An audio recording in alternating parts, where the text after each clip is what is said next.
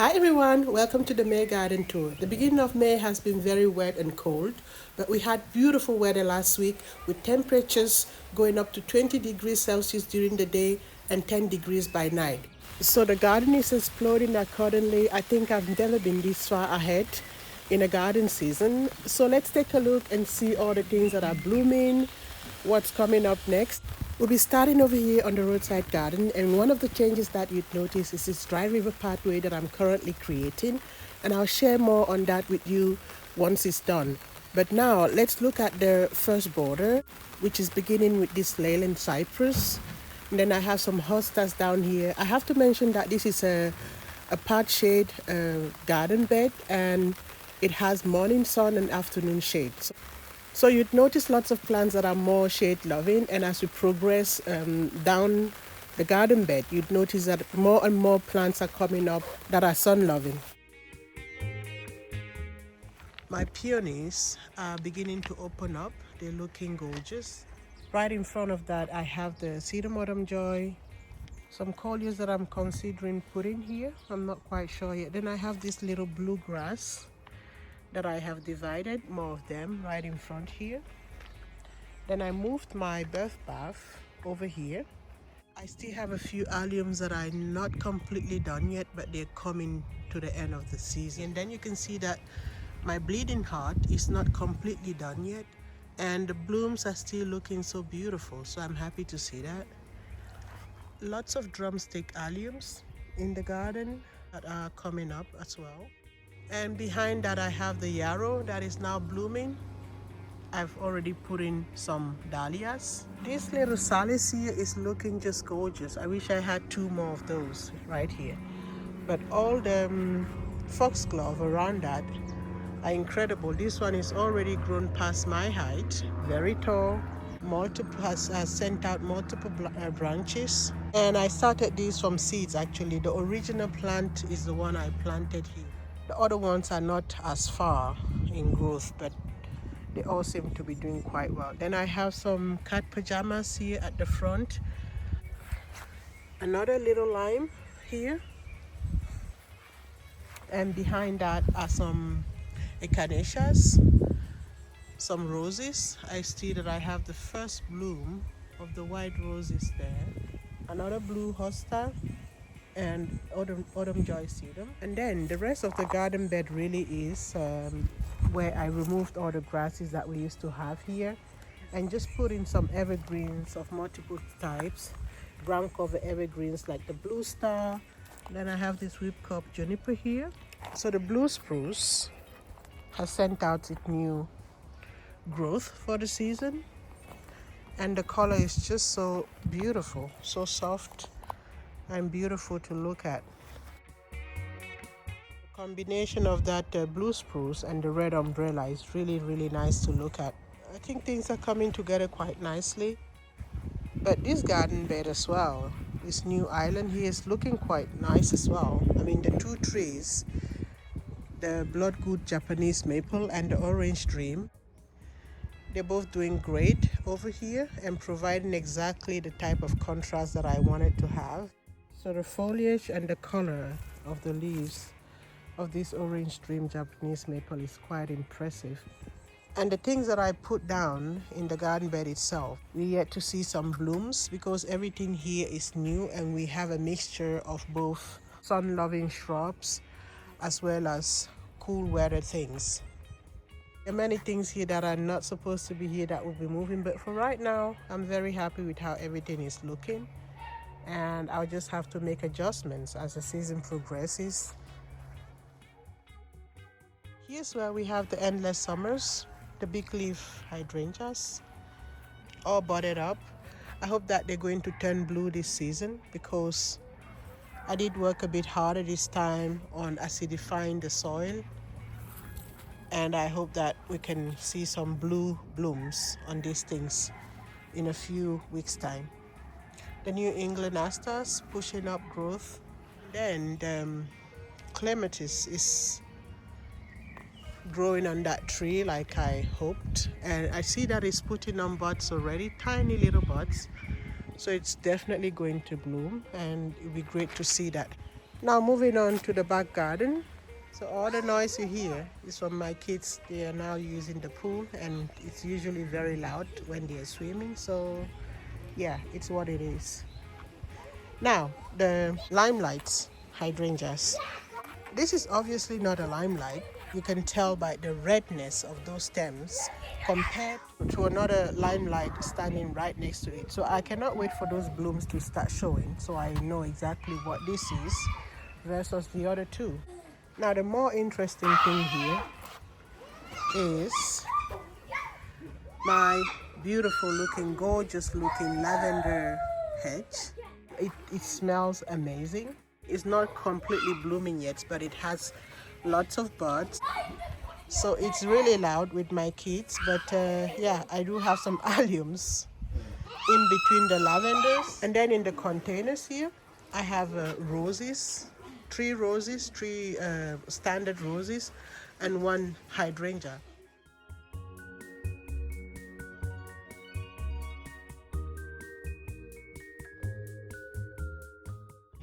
This is my favorite container right now. Has a few hydrangeas that are going to be blooming later. The foxglove is looking amazing in these containers. And I even have a few alliums that I didn't know were in this container. And how about that Supertunia Bordeaux that I just recently added here? So I think everything is complete for the season for this container. And speaking of roses blooming, look at this. The lovely Rococo never disappoints. It's always the first rose to bloom, and the blooms are always so gorgeous. Look at this. The soft pink salsa is also coming up strong. I wanted to transplant it into a bigger container, but I never managed to do that. And now, yeah, it's triple the size of the container. Now down there, things are looking already much, much better. So because it's an area between the pool area and the playground for the kids, I thought the boxwood would be the best thing to put here to start with. And then I'm going to go with some long-term perennials, the irises that will always come back. Now this is supposed to be a Pinky Winky. I don't know if it's a Pinky Winky prime hydrangea because it always looks so different to the original Pinky Winky. But I'm loving how they're coming up here. I have a smoke bush here that I've not decided where to plant it yet. Then I have that lower growing variety of the baby spruce. Then the variegated dogwood, the elegantissima dogwood with its red bark and the variegated foliage, looking gorgeous.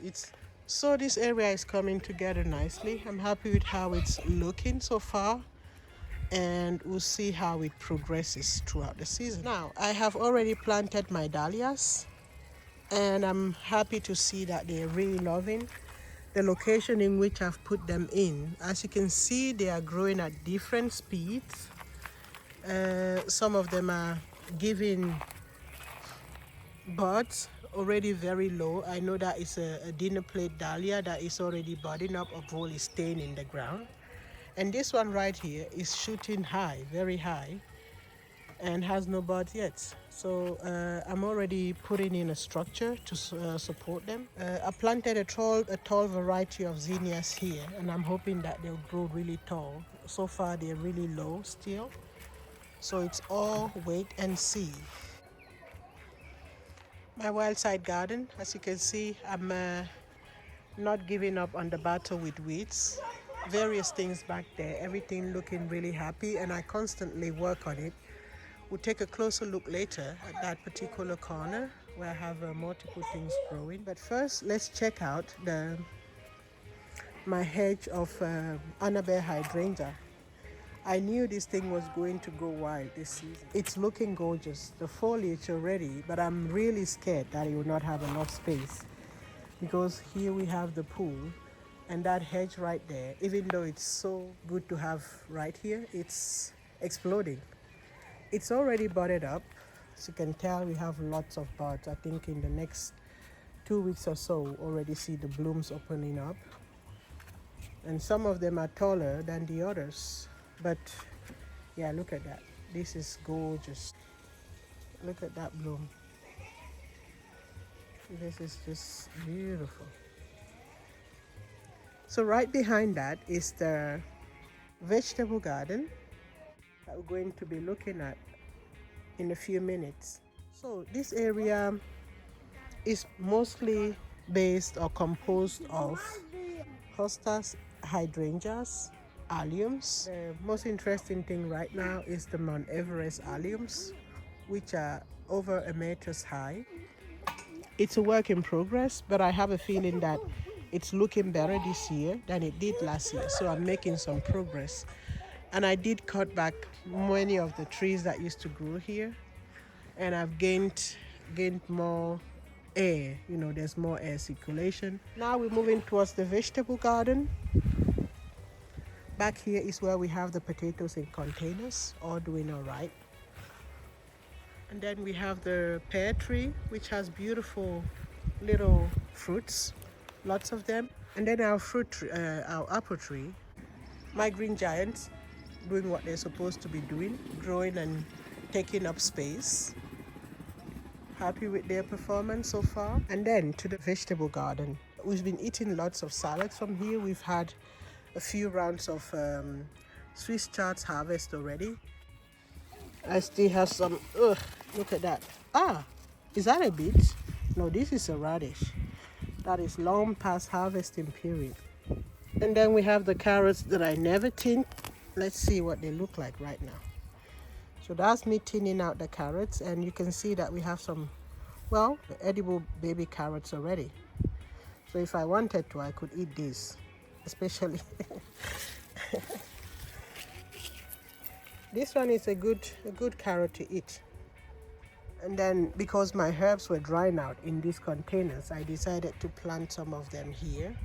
The thyme, the creeping thyme, which is almost dried out. I hope it's going to come back. Then I have my purple basil, opal basil as they call it.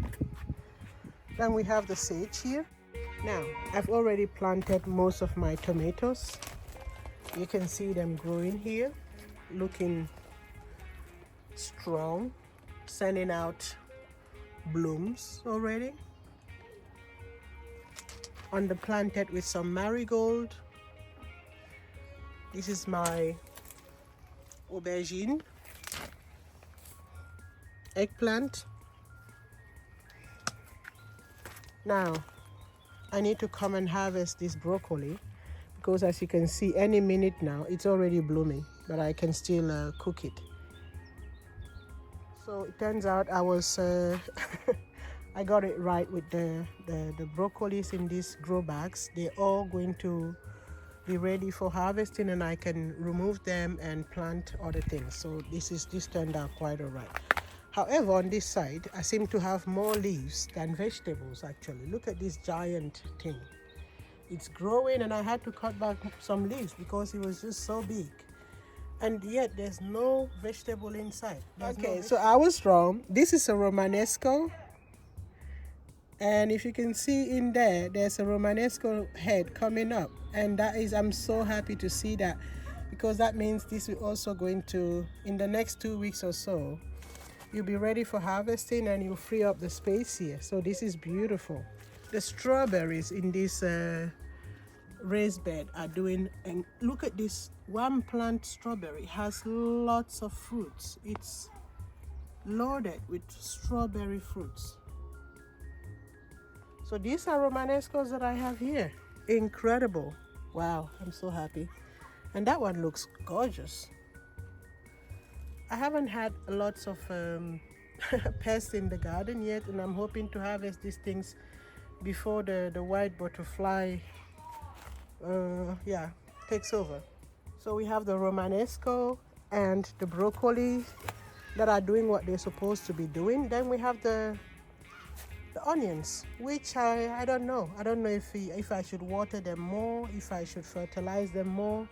But so far, I see more leaves than onion bulbs. And even more worrying is the garlic, which is covered with rust. I've never done this bad in growing garlic in a season, and I don't know what to do against the rust. At this point, I'm probably just going to, it's getting worse by the minute, I have a feeling. I might just have to harvest all of these and count my losses and plant something else. Here we have the potatoes. So far they're doing good. I see a bloom there. Another one attempting to shoot out a bloom. So yeah, happy with that. In-ground strawberries also looking quite great.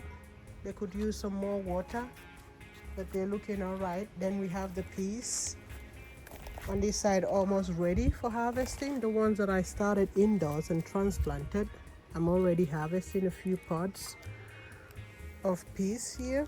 And then the ones that I direct sowed are coming up strong as well. Then I have a watermelon here. I have a cucumber.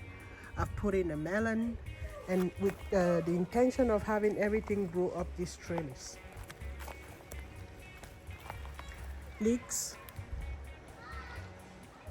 asparagus. Some of my pumpkins are desperate for I don't know what, but they're not looking that good, and this is it saddens me to see this. However, I do have a few that are already strong enough to pick up and start growing and running all over this space. I've never been so successful at growing fennel. Oh my god, look at that one. Oh yeah. Wow, that is an impressive bulb of fennel. I need to harvest that. It's so beautiful. It's so big. Wow. And then I have these ones which are also good. Look at that. More strawberries here. This one is almost ready for harvesting. And then I have the corn. It struggled at the beginning, but it looks like it's going to pick up now and start growing. So I'm very happy to see that. The first ones that I put in, the cats came and just carted everything, knocked everything down. Then I had to start over. And this is the second round of corn that I'm putting here, and it's standing upright, which is good. My giant pumpkins for Halloween, they seem to be establishing themselves here. Then I have the blackberries, the comfrey row over here. And this is what we call the Johannisbeeren. And this thing is loaded with fruits, with berries, these tiny round red berries. My fava beans. Oh, I do see some little tiny pods coming up, so that's good to see. I was wondering when they were going to show up. And what else is coming up? Look at this. Aphids. Oh my goodness. They finally found these plants, and now the aphids are coming in. Oh my goodness. Am I going to cut that off? I might have to cut it off and just because they've not yet spread. So let's wait and see. Again, the blueberries are not looking so happy this season. I don't know.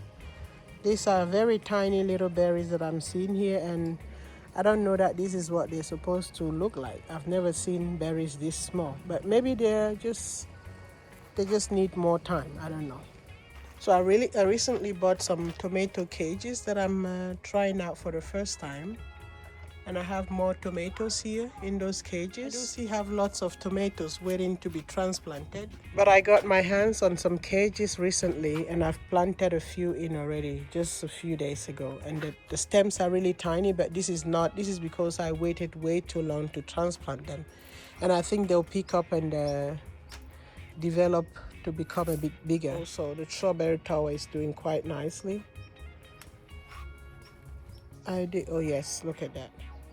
Big strawberries. These ones are the best so far. More coming up.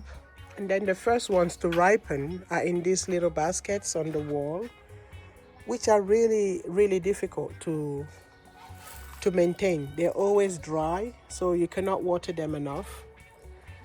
And accordingly, they did produce lots of fruits, but the fruits are not vigorous and big, and they just stay small and a bit, yeah. So I have sweet peas, but it's not blooming yet. I planted my sweet peas over here, and I've been training it to grow on these trays that I fabricated myself. Then I have one rose of Sharon in this corner on the planted with some snapdragons. my arborvitaes in containers on this side.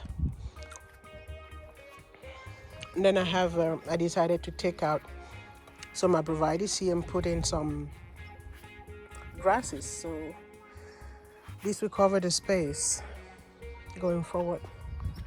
Then I have some zinnias that I put down here to mix up with this gomphrena. So that's my garden as of the month of May 2025. Really happy with how everything is looking. So thanks for watching and see you in the next one.